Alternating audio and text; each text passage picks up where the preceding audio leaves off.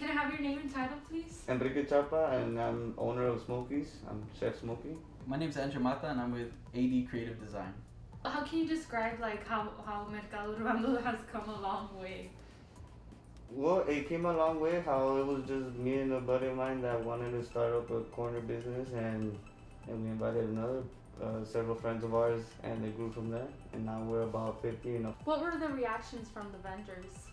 A lot of vendors were pretty mad about how we had to shut down last minute because everybody had produced their own products and inventory about a month ahead of time, and everybody was expected a lot of people to come in. A little bit of disappointment, a lot of disappointment.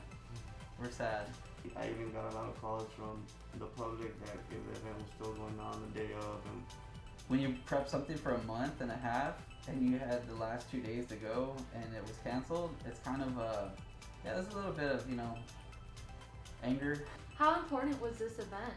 It's important for me because a lot of local vendors, such as myself, how I started from home, we don't have enough money to pay a rent at a location spot or anything to even want to grow.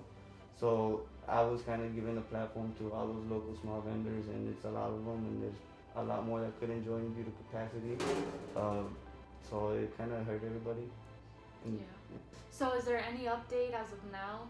Now, due to the health department having issues with COVID pandemic, we cannot have it. How did they notify you or what? Through email. I had an email conversation with them, and they called me and they told me we couldn't have it due to COVID cases rising in the hospital and stuff like that. Okay, and how did it make you feel when you saw that email? Well, bummed out, I was sad, worried about having to tell all the vendors, and I don't know why the city is canceling it when there's a lot of clubs open.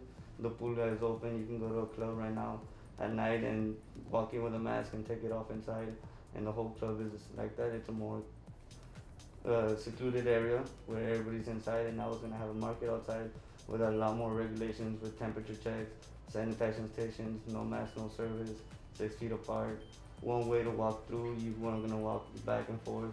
You can only go in one way and come out the other. We were taking so many precautions, and the health department still said no. Are these questions that you asked the health department? They asked me how I was gonna provide pandemic procedures, and I provided that information, and they still said no. Okay, so how did you break it to the vendors?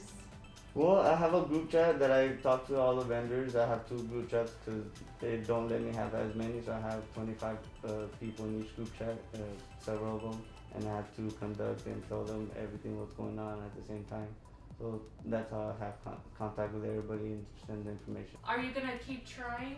This is our 4th attempt at trying to be a part of something that Laredo needs.